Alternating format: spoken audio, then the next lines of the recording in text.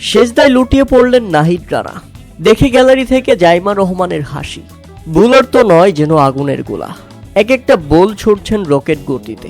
তাতে মিরপুরের স্পিন স্বর্গে চাঁপাইনবাবগঞ্জ এক্সপ্রেস নাহিদ রানার 5 উইকেট। আন্তর্জাতিক ক্রিকেটে প্রথম ফাইবার, এমনকি আন্তর্জাতিক ক্রিকেটে এটাই তার বেস্ট বোলিং ফিগার। সে রকেটের মতো বোলিং করছে এবং সবকিছু মিসাইলের মতো ধ্বংস করে দিচ্ছে।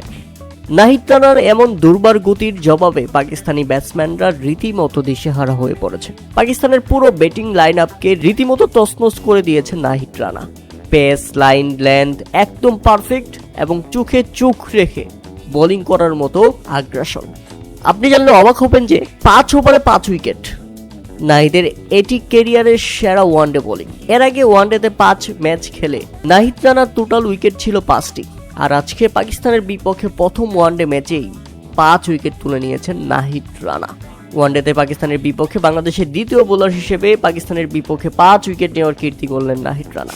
2019 সালে বিশ্বকাপে পাকিস্তানের বিপক্ষে সেবার 5 উইকেট নিয়ে রেকর্ড করেছিলেন মুস্তাফিজুর রহমান। তাতে শুরুতেই কোমর ভেঙে পড়ে পাকিস্তানের। রানে যখন কেউ সুবিধা করতে পারছিল না, তাতে মাত্র 69 রানের মধ্যেই 5 উইকেট এবং অধিনায়ক শাহিন শাহ আফ্রিদি ফিরে গেলে মুহূর্তেই তারা হারিয়ে ফেলে 81 রানের মধ্যেই 8 উইকেট এবং শেষ পর্যন্ত লজ্জাজনকভাবে অল আউট পাকিস্তান।